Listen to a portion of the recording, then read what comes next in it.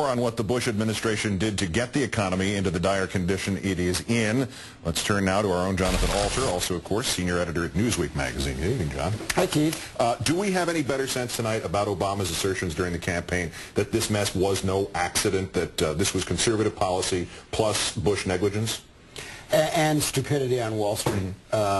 People not being able to assess the real risks of these investments and decisions that they were making. But clearly there was a ideological policy here that started with those horrible Bush tax cuts, which basically screwed over the middle class in favor of the rich. It was a huge transfer of wealth from working people to wealthy people. And they talk about, redistribution. Spreading the That's wealth. what we have. Yes.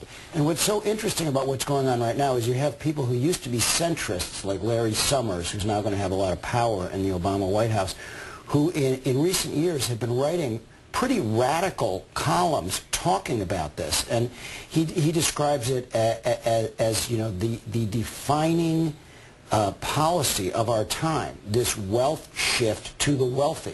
And now you have a situation where even now, not only are they flying in on corporate jets looking for bailouts, but very few have repudiated the idea of bonuses. What happened to the idea that you only get a bonus when you make money? We're going to have a lot of people on Wall Street this year who are going to still get bonuses. Not the top guys, maybe, but the people who are just making a few $1 million, not many millions of dollars, are going to continue to get bonuses. It's really outrageous. But then looking at the bailout as a kind of bonus, or at least a reward for ineptitude, which is the same thing you're just talking about, at least in overall concept, to what degree is there still conservative economic policy in play for the last 50-plus days of the Bush administration? The idea of the bailout still is Wall Street first, then maybe Main Street.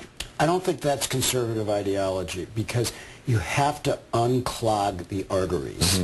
The financial industry is not the same as any other industry. It's the source of the lifeblood for all of the rest of the economy. And that's just the way our economy works.